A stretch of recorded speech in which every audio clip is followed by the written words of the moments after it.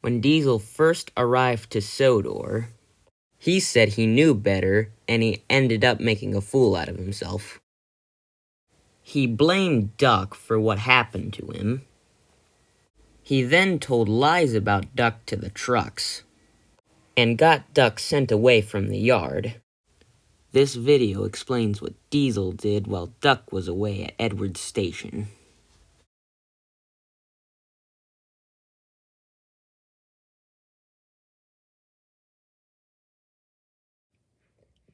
The next day, after Duck was sent away, James, Gordon, and Henry were still furious. "Rusty red scrap iron," complained James. "I don't even look like a sausage," complained Gordon as well. "My wheels aren't even square," shouted Henry. "Now, Henry," said Gordon, "it's your turn to take the express today. I want you to be very careful." "Don't worry, Gordon," said Henry. "I've pulled the express before." "Now, Diesel," said Henry, "I want you to arrange the express, and I want it done quickly. The express has to leave soon." "Don't worry, Henry," said Diesel. "I'll make sure it's ready for you as soon as possible." "Good," said Henry, as he steamed away. A couple of minutes after Henry left, Diesel started to go arrange the train.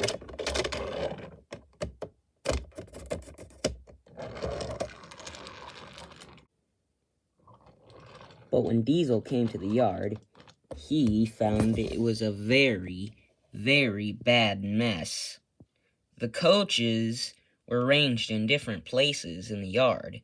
It would take him a few minutes before he could couple them to Henry. Diesel started to work as fast as he could, but the trucks were still being troublesome to him. Hold back, they whispered.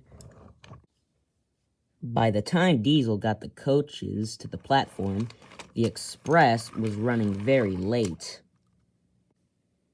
Not only were the passengers very angry, but Henry was also angry. "You silly Diesel," said Henry. "Now I'll have to make up for lost time." And he sped away as fast as he could. Diesel was not very happy when he was called silly, so he started making a plan to get Henry back. He reversed back to the turntable. Just when the turntable was gonna move, Diesel reversed back and the turntable jammed. "Ha ha ha," laughed Diesel. The turntable soon turned back, and Diesel rolled away. Then, when night came, the engine started returning to the sheds. Henry came last, but he was still cross from the morning's delay. "If you hadn't taken so long to get my coaches, Diesel," said Henry, "I would have been on time this morning." "Hey, at least I'm the one who can get coaches or trucks without saying yuck all the time." This made Henry cross, so cross that he moved forward and banged the turntable. "Henry," said Gordon, "you'll damage the turntable." "Sorry," said Henry, and he reversed back down into the sheds. As everyone went to sleep, Diesel smiled, knowing what would happen in the morning. When the next day came, it was Henry's turn again to take the express. "Get my coaches ready, Diesel," said Henry, "and don't be late this time." "Yes, sir," said Diesel sarcastically. "I have to get going too," said James. "I need to take a passenger train too." But as the turntable turned towards James, it suddenly stopped. "What happened?" said James. "It's not working." "It was working well just last night," said Gordon. "How could have this—" "Henry," said Gordon. "He damaged the turntable when he banged it last night." "How am I supposed to shunt the express when I'm stuck in the sheds?" complained Diesel. "Henry's going to have a piece of my mind after this," said Gordon. Engineers came to fix the turntable, but it would be a long time before the turntable could be used again. That meant that passenger and goods trains were late. The turntable was, after a long time, fixed, but by then it was noon, and trains were very late. That night, Gordon and James talked angrily with Henry. "I don't think the Fat Controller will ever let you take the express out again, Henry," said Gordon. "You completely made all the trains late," said James. "Hey," said Henry, "how was I supposed to know the turntable would badly jam from a little bump like that?" "That was no little bump, Henry," said Gordon. "It was hard enough to jam the turntable. But apparently that didn't happen when you were leaving. Maybe you made it to where only you could make it out tomorrow." "What? How is that even possible?" said Henry. Then suddenly, the engines in the shed heard another engine approaching. It was Edward. He was coming to rest at Tid in the sheds that night.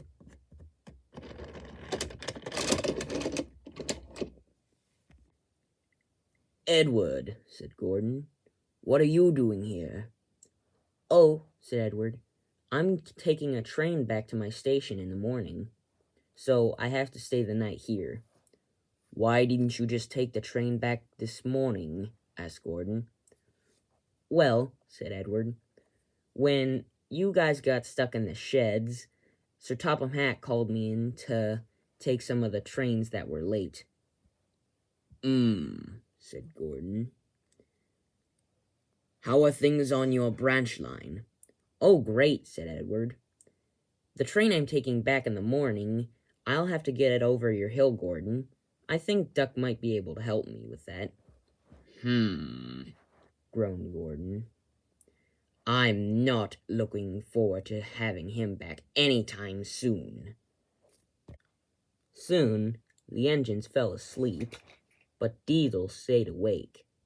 He started thinking of what Edward said. If Duck was going to help Edward push his train over Gordon's Hill, Diesel would help make it hard. The next day, when Diesel was arranging Edward's train, he bumped the trucks hard. This made the coupling very, very weak. "Let's see how Duck likes a runaway," laughed Diesel, and he pulled away, with no one seeing what he did. A couple of minutes later, Edward came to get his train. He then pulled it away, out of the station.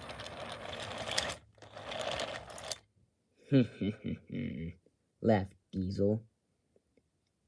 "I wish I could still pay out Henry in a way that the engines would want him to be sent away too.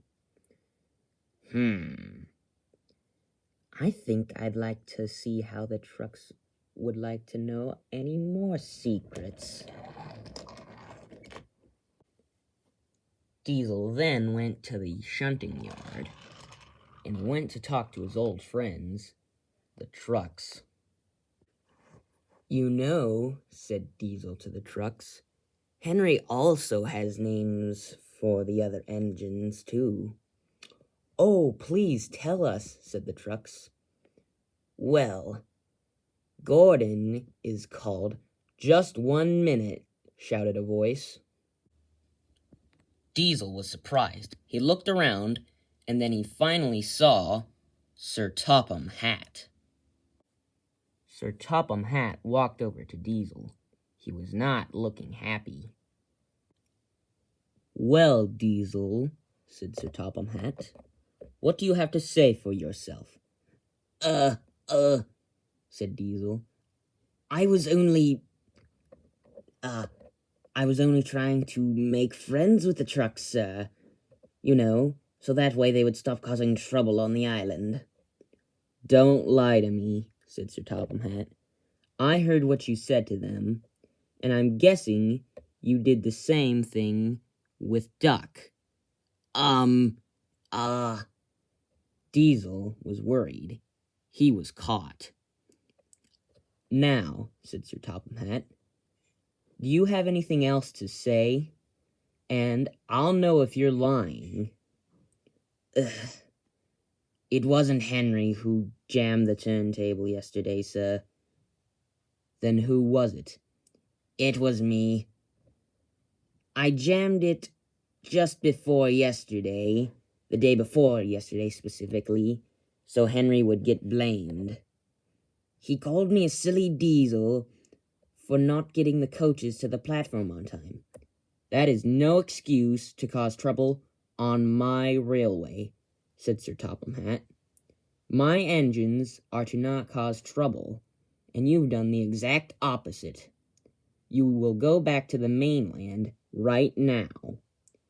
"Yes, sir," said Diesel. Sir Topham Hatt told James, Henry, and Gordon what Diesel had done, and they were furious. Sir Topham Hatt, James, and Gordon gathered at Knapford Station and sent Diesel away. Duck was then welcomed back to the yard, and the engines hoped that they would never have to see Diesel again.